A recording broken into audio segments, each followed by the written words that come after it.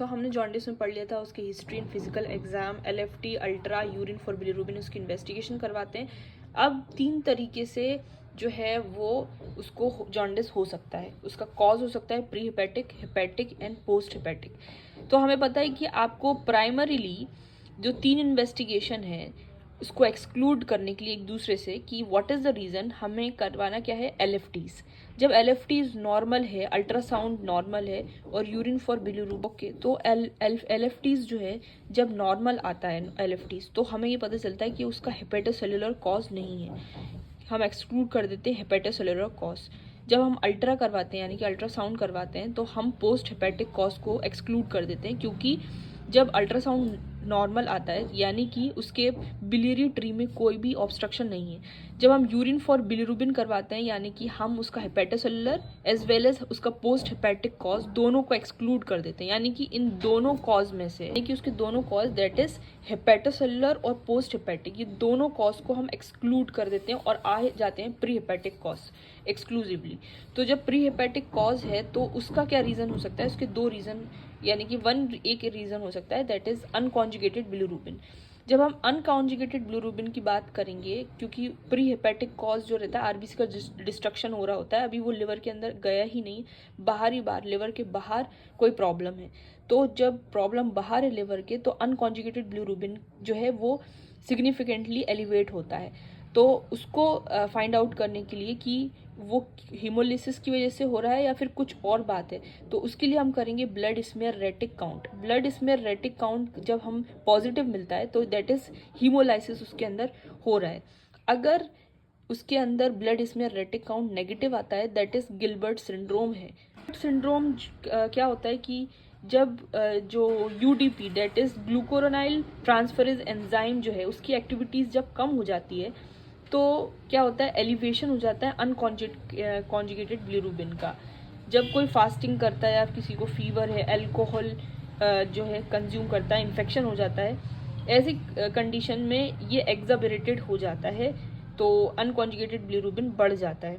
और इसके कोई सिम्टम एसिम्टोमेटिक होता है, माइल्ड जॉन्डिस होता है, मतलब ज़्यादा आपको सिग्निफिकेंटली नज़र नहीं आएगा, लेकिन फिर भी आपको जो है गिलबर्ट सिंड्रोम पता चल जाएगा कि it might be the reason. Treatment नहीं होता, नो ट्रीटमेंट इज़ नेसेसरी। तो ये चीज़ होती है प्री हेपेटिक कॉज। जब हम आते हैं अगर हमने देखा कि एलएफटीज नॉर्मल आ रहे हैं यानी कि हेपेटोसेलुलर कॉज नहीं है, अल्ट्रा नॉर्मल आ रहा है यानी कि पोस्ट हेपेटिक को हमने एक्सक्लूड कर दिया, लेकिन फिर भी कॉन्जुगेटेड बिलीरुबिन क्यों बढ़ा हुआ आ रहा है, ठीक है। तो जब कॉन्जुगेटेड बिलीरुबिन बड़ा आ रहा है तो it will be Dubin Rotor syndrome. जब एलिवेटेड आए कॉन्जुगेटेड बिलीरुबिन, जबकि हमने अल्ट्रा और एलएफटी से एक्सक्लूड कर दिया था हेपेटोसेलुलर और पोस्ट हेपेटिक, फिर भी अगर कॉन्जुगेटेड बिलीरुबिन बढ़ा आ रहा है, एलिवेटेड आ रहा है, तो इट मीन उसको ड्यूबिन रोटर सिंड्रोम है। और ड्यूबिन रोटर सिंड्रोम क्या होता है, ये एक ऑटोजोमल रेसेसिव बेनाइन सिंड्रोम होता है जिसमें कॉन्जुगेटेड बिलीरुबिन बढ़ा हुआ आता है, क्योंकि कैनिकुलाई के ट्रांसपोर्टेशन में कुछ डिफेक्ट आ जाता है। सो लिवर इसमें ग्रॉसली ब्लैक नज़र आता है, क्योंकि इसमें एपिनेफ्रिन मेटाबोलाइट जो है एक्यूमुलेट हो जाते हैं लिवर के अंदर।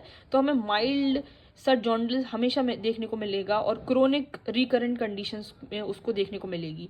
और रोटर सिंड्रोम जो है वो भी एक सिंड्रोम है बिल्कुल सेम इसकी जैसा, बस इसमें थोड़ा सा डिफरेंस ये है कि इसमें जो ग्रॉसली जो लिवर है वो ब्लैक नज़र नहीं आएगा, कोई डिस्कलरेशन ऑफ लिवर नहीं होगा। बाकी पूरी पिक्चर जो ड्यूबिन जॉनसन सिंड्रोम की थी वो रोटर सिंड्रोम में आपको देखने को मिलेगी। अब हम आते हैं हेपेटोसेलुलर कॉज। हेपेटोसेलुलर कॉज में क्या होता है कि हमने हमेशा जो इसकी जो मेन जो इन्वेस्टिगेशन है एलएफटी, अल्ट्रा और यूरिन करवाई। एलएफटी हमें एबनॉर्मल मिली, यानी कि जो सेल्स ऑफ लिवर हैं उसके अंदर कुछ डिस्ट्रक्शन हो रहा है। तो जो लेवल्स हैं एएलटी और एएसटी का लेवल वो बढ़ा हुआ आएगा एएलपी के प्रोपोर्शनेट के कंपैरिजन में। और दूसरी बात है कॉन्जुगेटेड बिलीरुबिन बढ़ा हुआ आएगा।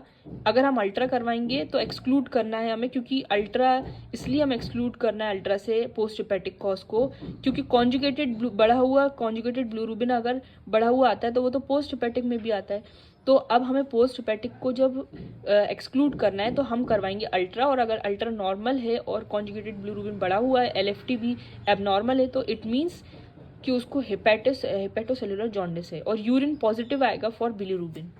हमें देखना है कि हेपेटोसेलुलर का कॉज क्या है। तो आप उसकी क्लॉटिंग प्रोफाइल करवाएंगे, हेपेटाइटिस सीरोलॉजी करवाएंगे कि हो सकता है उसको वायरल हेपेटाइटिस है, ABC जो करवाते हैं सारी। ऑटो इम्यून हेपेटाइटिस है तो उसके लिए आप AMA, ANA, SMA। तो AMA यानी कि anti mitochondrial antibody, anti nuclear antibody, smooth muscle antibody, ये सारी एंटीबॉडीज करवाएंगे ताकि हमें पता चले कोई ऑटो इम्यून हेपेटाइटिस तो नहीं है। उसकी आप कॉपर स्टडीज करवा सकते हैं अगर उसकी एज 40 से कम है, वो यंग हेपेटाइटिस है तो विल्सन डिसीज को एक्सक्लूड करने के लिए आयरन स्टडीज करवा सकते हैं आप उसकी, hematosis. You can also go for alpha one antitrypsin, या अगर उसकी हिस्ट्री है कि वो एसिटामिनोफिन का इंजेक्शन लेता है तो आप टॉक्सिकोलॉजी स्क्रीन कर सकते हो और पूरा हेपेटोसेलुलर कॉज को पता लगा सकते हो कि इस वजह से है। सेकेंडली वाला है पोस्ट हेपेटिक कॉज जो है, दिस इज इट। वो बहुत सिंपल है कि पोस्ट हेपेटिक में क्या होगा, आपकी LFTs तो नॉर्मल आएंगी, एबनॉर्मल आएंगी, और आप जब USG करवाओगे, अल्ट्रासाउंड करवाओगे तो उसमें आपको मिल जाएगा कि कोई ऑब्स्ट्रक्शन है बिलियरी ट्री के अंदर। तो याद रखें कि जब LFT बड़ा हुआ आएगा, LFTs जो है एबनॉर्मल आएगा, तो उसमें क्या प्रोफाइल देखना है, आप फटाक से जंप करो ALP पे। ALP यानी कि अल्कलाइन फॉस्फेटेज जो होता है वो बड़ा होता है AST और ALT के कंपैरिजन में, यानी कि बिलियरी ट्री में कुछ ऑब्स्ट्रक्शन हो गया है जिसकी वजह से क्या हो रहा है कि उसके अंदर कोई डिस्ट्रक्शन हो गया जिसकी वजह से वो स्क्लेरोसिस में चला गया या फिर कुछ ऐसी बात है। तो ये याद रखना, ALP बड़ा हुआ आएगा as compare to AST and ALT। और जाहिर सी बात है कॉन्जुगेटेड बिलिरुबिन तो बड़ा हुआ आएगा क्योंकि वो बैक फ्लो हो रहा है पीछे की तरफ, क्योंकि वो पैसेज निकल नहीं पा रहा क्योंकि ऑब्स्ट्रक्शन है पैसेज में, तो वो पीछे की तरफ जो है बैक फ्लो हो रहा है जिसकी वजह से कॉन्जुगेटेड बिलिरुबिन बड़ा हुआ आ रहा है। तो ये एक चीज़ होती है। दूसरी चीज़ है यूरिन पॉजिटिव है फॉर बिलिरुबिन। सो आप ऑब्स्ट्रक्टिव जॉन्डिस में सबसे बेहतरीन है कि आप USG करवाएं। USG में आप बहुत सारी ERCP, MRCP, कॉलिंजोग्राफी, सारी चीज़ें आप करके उसको एक्सक्लूड कर सकते हो हेपेटोसेलुलर कॉज को from the post hepatic cause. So it is very simple. आखिरी में होता है कि एक सूडो जॉन्डिस होता है, यानी कि आप ऐसी कोई डाइट ले लेते हो, यानी कि हाइपर केरेटोनीमिया, यानी कि आपने इतनी सारी गाजर खा ली जिसकी वजह से क्या हो गया, या फिर due to high vegetable diet जो है वो खा लिए, जिसकी वजह से क्या होता है सारे नॉर्मल जो लैब टेस्ट हैं वो सारे नॉर्मल आएंगे, लेकिन फिर भी आपका जो है जॉन्डिस जो है सिग्निफिकेंट तौर पे दिख रहा है, यानी कि आपने ऐसी कोई डाइट ली है जिसकी वजह से आपको जॉन्डिस हो गया। अगर आप थोड़ा सा उसको कम कर लें और ऐसी मेडिसिन ले लें जैसे मैंने बताया था UDCA, यूरसोडिऑक्सीकोलिक एसिड, जो UDCA जो मेडिकेशन है वो जो है वेरियस लिवर और बाइल डक्ट डिसऑर्डर को कम करने के लिए जो है उसके फंक्शन को बेहतर बनाने के लिए दी जाती है, तो वो चीज़ है।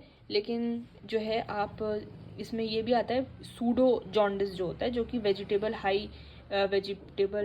डाइट यानी कि हाइपर कैरोटोनीमिया, आप बहुत ज़्यादा गाजर खा लेते हो उसकी वजह से आपको हो जाता है। मेनली जो है ये ही होता है आपका पोस्ट हेपेटिक ऑब्स्ट्रक्टिव जॉन्डिस, ज़्यादातर सिग्निफिकेंटली आपको अच्छे से दिखेगा क्लिनिकली, और हेपेटोसेलुलर जॉन्डिस भी मिलेगा अगर किसी को बहुत ज़्यादा एल्कोहलिक है, अगर कोई किसी को हेपेटाइटिस है, तो बहुत ही आराम से आपको ये केसेस जो है OPDs में देखने को मिलेंगे। प्री हेपेटिक कॉज भी देखने को मिलते हैं। तो ये तीनों जो है मोस्ट कॉमन मुझे ज़्यादातर देखने को मिला ऑब्स्ट्रक्टिव। तो फिर इसके बाद मैंने सोचा अभी इसके ऊपर वीडियो बनाऊं। So obstructive jaundice is very much easy, जो कि पोस्ट हेपेटिक इसका कॉज, जो पोस्ट हेपेटिक रीज़न है ऑब्स्ट्रक्टिव का, और बहुत ज़्यादा सिंपल है। आप USG से इसको आराम से एक्सक्लूड कर सकते हो, और LFTs तो बड़ी हुई आती है, यूरिन फॉर बिलिरुबिन भी बड़ा हुआ आता है।